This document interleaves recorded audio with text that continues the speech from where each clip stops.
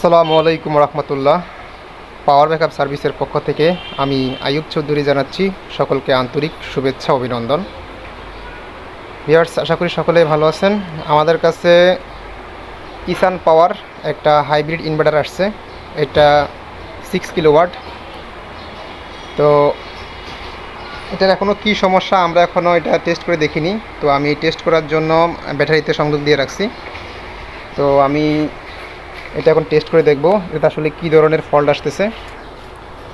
তো আমি ব্যাটারি লাইনটা লাগাই নিই। এটা কোনো প্রকার ফায়ার করলো না, কোনো ফায়ারই করলো না, তার মানে তো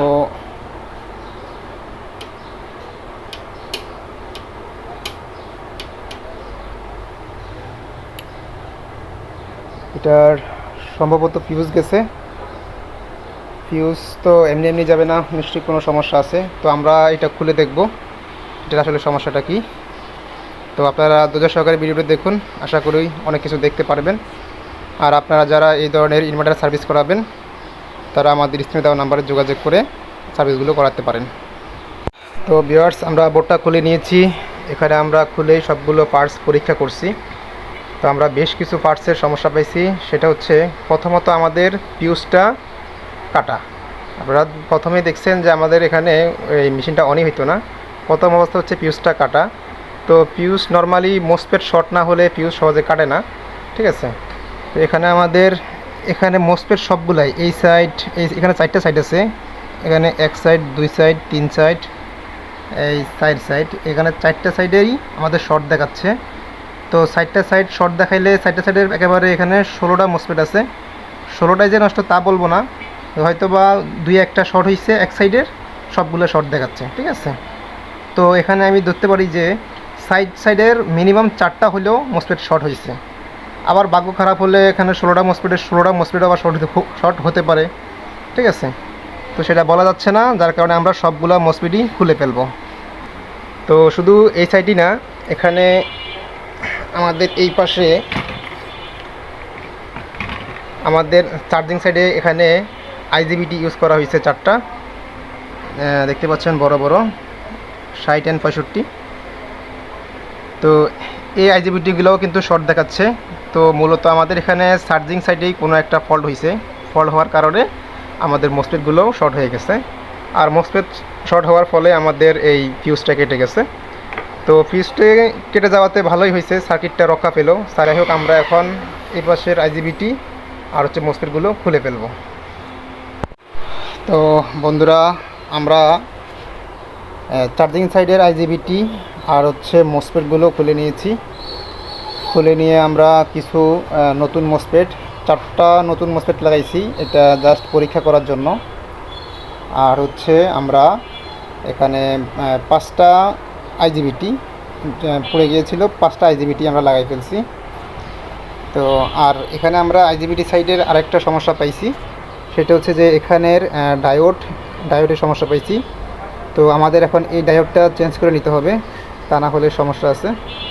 তো আমরা এই ডায়োডটা চেঞ্জ করে আমরা লাইন দিয়ে টেস্ট করে দেখব যে আমাদের সব কিছু ঠিকঠাক আছে কি না। যদি ঠিকঠাক না থাকে সেক্ষেত্রে আমাদের ধাপে ধাপে আগাতে হবে। তো আমি এই ডায়োডটা চেঞ্জ করে নিই এখন।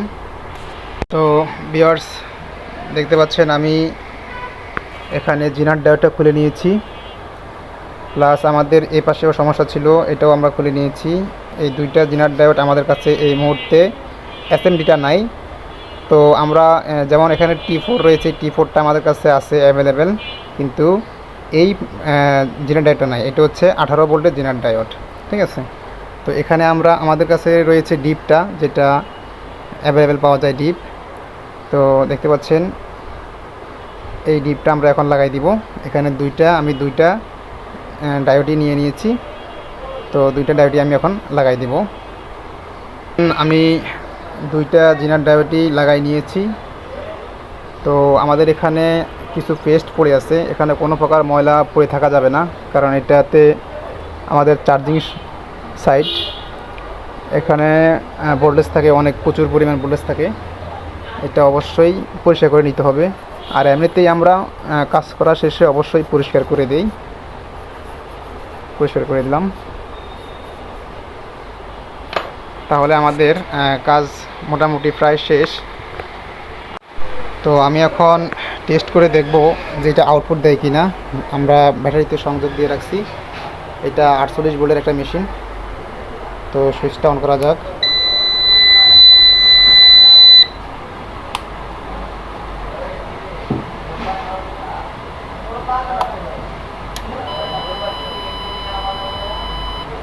হ্যাঁ, এটা আউটপুট কত দেখাচ্ছে? AC output 0 volt.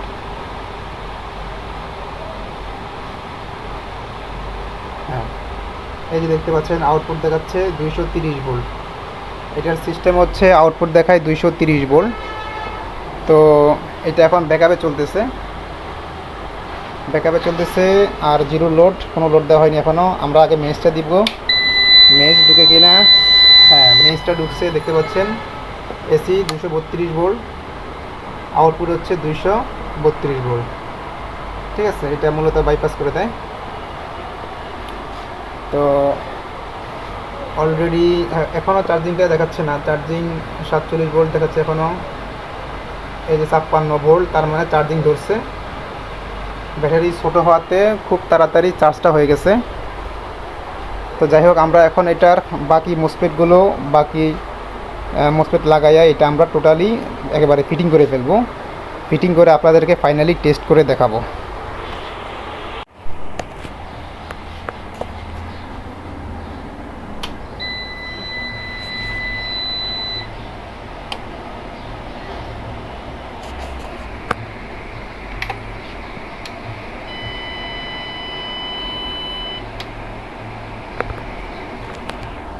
দেখতে পাচ্ছেন 227 ভোল্ট আউটপুট দেখাচ্ছে। ব্যাটারিতে 47 ভোল্ট আছে, তার মানে ব্যাটারিতে ভোল্টেজ কম রয়েছে। আমাদের আউটপুটে 229 ভোল্ট দেখাচ্ছে। কিছু লোড দিয়ে আমরা লোড দিলাম এখানে। ব্যাটারি লোড দেখাচ্ছে। তো আমরা মেজটা দিয়ে দিই।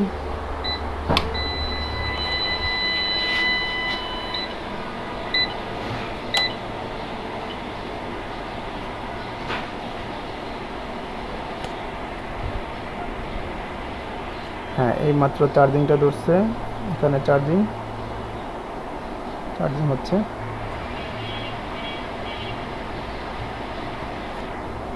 আশা করি বুঝতে পারছেন চার্জিংটা হচ্ছে। ব্যাটারি ছোট হওয়াতে আমাদের খুব তাড়াতাড়ি চার্জ হয়ে গিয়েছে। তো আমরা দেখব ব্যাটারিতে কত ভোল্ট রয়েছে। এখানে 56 ভোল্ট।